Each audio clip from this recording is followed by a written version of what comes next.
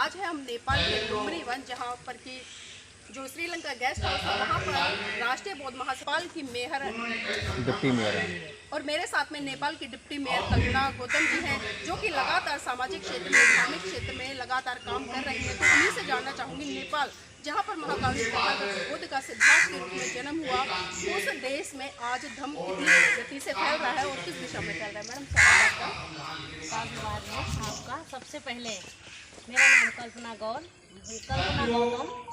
लुम्बिनी सांस्कृतिक नगर पालिका रूपंदेही नेपाल के डिप्टी मेयर। धन्यवाद जी। मैडम जानना चाहूँगी, नेपाल में जिस तरह से अगर बुद्ध का जन्म हुआ, आज उस नेपाल के लोग किस तरह से इस धर्म की दिशा में बढ़ रहे हैं। ऐसा है, देखिए हमारे नेपाल में बहु सांस्कृतिक, बहु धार्मिक, बहु सांप्रदायिक समुदाय के लोग रहते हैं। सबसे पहले इस दौरान में तथागत बौद्ध का जन्म हुए स्थान लुम्बिनी के इस पावन भूमि में आप सब आए हैं। इस नेपाल के संस्कृति के विषय में थोड़ा सा जानकारी कराने जा रही हूँ, जो बौद्ध संस्कार है ये पहले के लोग में शाक्यवंशी लोग ज़्यादा कर मानते थे। वो भी नेपाली समुदाय के नेवार, वज्राचार्य, शाक्य, महर्जन, तामाङ, गुरुङ। उसके बाद धीरे धीरे वो लोग इस लुम्बिनी के पावन भूमि पर कदम रखें। काठमांडू से चलकर, हमारे नेपाल के केंद्र है राजधानी काठमांडू, वहाँ से लोग चलकर आ रहे थे और इस शाक्यवंशी के रूप में तथागत बुद्ध को मानते थे। और वही लोग बौद्ध जयंती और पूर्णिमा, उसके बाद वर्षावास का कार्यक्रम मनाकर बौद्ध की एक महिमा को कायम रखते थे। जी। तो जानना चाहूँगी मैडम, जिस तरह से हम देख रहे हैं कि अभी भारत में 22 प्रतिज्ञाओं को लेकर काफ़ी बवाल मचा हुआ है, तो जो बुद्ध के अनुयायी हैं उनके लिए 22 प्रतिज्ञाएं कितना महत्व रखती हैं।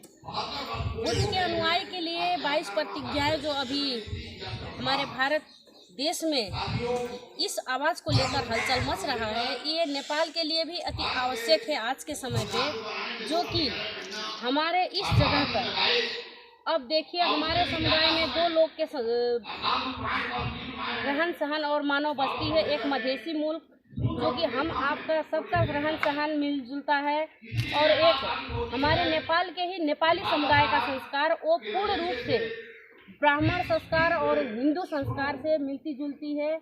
और उसके बाद पहाड़ी मूल के जो ब्राह्मण क्षेत्रीय है, वो लोग तो बौद्ध धर्म को उतना नहीं मानते थे, बौद्ध संस्कार को नहीं मानते थे उस समय। लेकिन अब जो है बौद्ध विश्व में प्रख्यात होने के नाते से कुछ ऐसे लोग हैं जो ब्राह्मण क्षेत्रीय भी पूर्ण रूप से बौद्ध के रास्ते पे चल चुके हैं। तो उनका देखी सीखा हमारे समाज में जो हमारे मधेसी मुल्क 22 जिले हमारे नेपाल के मधेसी मुल्क के हैं, वो लोग भी बुद्ध के अनुयायी में जो पिछड़े दलित समुदाय के लोग हैं, वो लोग अपने उस हिंदू संस्कार को छोड़ते हुए बौद्ध संस्कार में जुड़ चुके हैं और बौद्ध संस्कार को लेकर अभियान भी जारी रखे हैं। जैसे कि नेपाल में नेपाल बहुजन शक्ति पार्टी के अध्यक्ष के रूप में विजेंद्र पासवान जी रहकर पार्लियामेंट में भी गए थे, और उन्हीं के जरिए कुछ लोग 2 नंबर प्रदेश के पूर्ण रूप से मधेसी क्षेत्र रहने के नाते से वो लोग लगे हुए थे। तो हमारे इस क्षेत्र में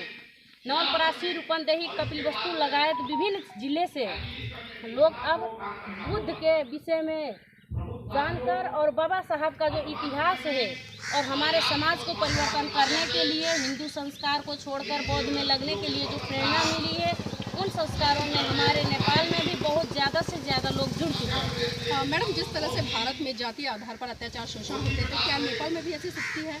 ऐसा है, देखिए शोषण तो सभी जगह पर है, क्योंकि हम लोग छिमेकी राष्ट्र होने के नाते कोई भी इस शोषण से हम लोग अछूत नहीं हैं। जिस तरीके से शोषण हमारे मुल्क भारत में होती है, उससे कुछ कम होती है, क्योंकि हर बात पर जातिवाद लेकर हमारे नेपाल में नहीं चलते हैं। और ज़्यादा कर हमारे अभी भी पहाड़ के ऐसे जगह है, भौगोलिक रूप से हमारे नेपाल में पहाड़, तराई, हिमाल कहकर 3 कैटेगरी में जो नेपाल के भौगोलिक अवस्था को विभाजन हुआ है, उस जगह पर पहाड़ी मुल्क में ज़्यादा लोग जातिवाद से पीड़ित हैं, क्योंकि संस्कार हिंदू मानते हैं। हिंदू धर्म में दुर्गा पूजा से लेकर लक्ष्मी पूजा, और हर त्योहार हर पर्व को लेकर वो लोग 9 दिन पूजा पाठ करने में लग जाते हैं। लेकिन दलित समुदाय, पिछड़े समुदाय